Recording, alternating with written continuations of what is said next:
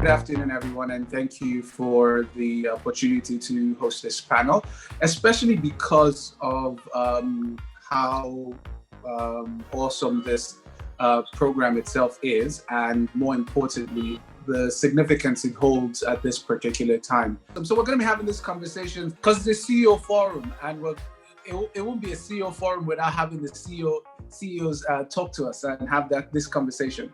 So I want to start with Hanu. Your company plays in a space that remains esoteric, perhaps even vague, some might say, to many Nigerians. In fact, there are many professionals much about when it comes to the conversations around cryptocurrencies, the new frontier as concerns currencies across the world. I want to ask, what made you go into it?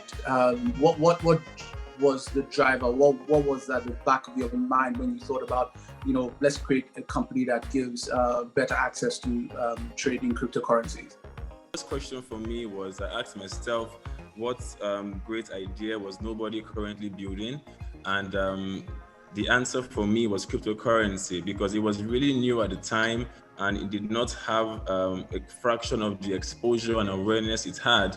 And I kind of found a holy grail in cryptocurrency. And in 2017, I went ahead to found Patricia to attend to these problems of ushering Africa and Nigeria into the digital age, because I kind of assumed and placed a bet that crypto and Bitcoin would do what the email did to letters. And the world is moving to a more decentralized finance, and crypto is the answer to all of these questions. So that was the reason, and that was why I jumped into cryptocurrency for a start. And since I founded Patricia, it has been really exciting to see the adoption worldwide. As I speak to you, cryptocurrency and Bitcoin is reaching an all-time high in the last 2 years. And as the day goes by, we see the improved adoption of cryptocurrency, and it is basically the money of the future. Hear this. Patricia has not accepted nor sought for external investors. This is pretty interesting, because really, right now, once you're in a company, you even find people that have zero traction. They've not done anything. The business is just basically an idea in their head, and they basically don't even have a business plan or anything, or a deck, and they're already trying to raise money. You've not raised money yet, and I want to understand if it's that you feel that the VC funding is not the right fit for your product, or it's just a belief that you have about it, or maybe you have just not gotten around to it yet. Okay, so with Patricia, it's a little bit different for us, because we have not raised funding because we are making enough money to run the business and to scale the business. Patricia started up literally from a boys' quarter, and we have bootstrapped all the way from a team of 2 persons to a team of 205 employees. We are in 3 continents. We are in 5 countries actively trading, and we have literally been doing the most with what we have. And we would seek VC funding probably in the future, right? But for now, we are doing fantastic. Our growth has been exponential. And let me correct something you said earlier. You mentioned we had 15,000 users. No, we have over 500,000 active users on our platform, and we have been scaling up pretty decently without any sort of funding. Actually, one of my radical goals is to get to $1 trillion valuation bootstrapping. And I'm still fingers crossed on that to see how far we can take it. But so far, we are in an excellent place, I must tell you. Just between both of us now, nobody else is listening. How did you do it? Just between both of us, trade secrets. Just help a brother out.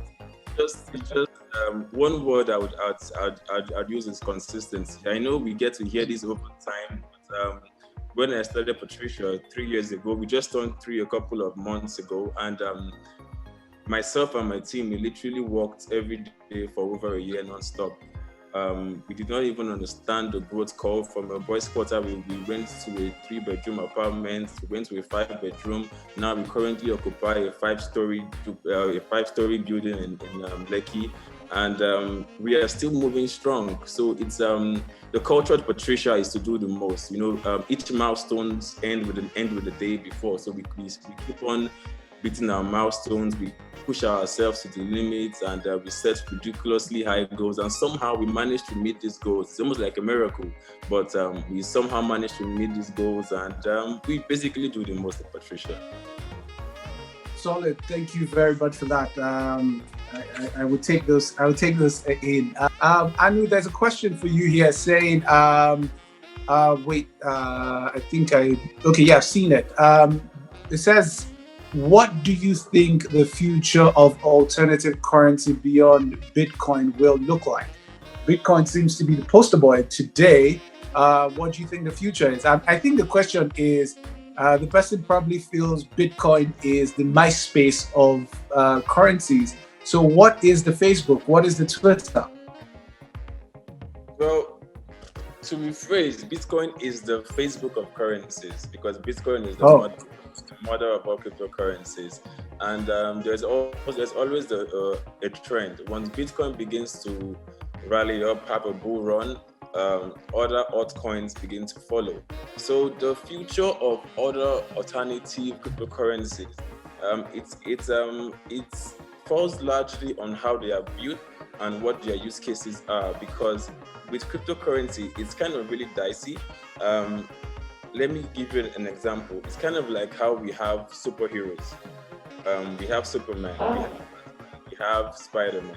They're all superheroes, but they all have different superpowers, right? So same thing applies to cryptocurrency. We have Bitcoin, which was built to be a store of value. We have Litecoin, which was built to be a faster Bitcoin, kind of like Flash. We have Monero, which was built to be to be anonymous. So it depends on the use cases and the technology that these cryptocurrencies were built on, and that will determine how far they will go based off the adoption of it. And Bitcoin is the most popular cryptocurrency. So once anybody thinks of cryptocurrency, they think of Bitcoin, and that's why you consistently see Bitcoin being in the news and the blogs, and Bitcoin always having a bull run. Solid. Thank you for that. I just want to thank every single person that has joined the panel. I want to thank, in no particular order, the founder CEO of Kuda Bank, Babs Ogudeyi. Hanu Agbodje is also here, CEO of Patricia Technologies. He's not raised capital. He's not raised money from co-investors yet. He might do it in the future. He's looking to go for a $1 trillion valuation before he does that. Let's see how that works. And want to thank the experience of Obina AKZ.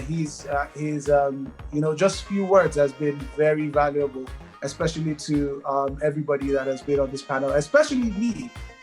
So I've been able to learn quite a lot. I want to thank every single person that is in the room. I want to also thank BusinessDay for still continuing to do this despite the challenging times we're in.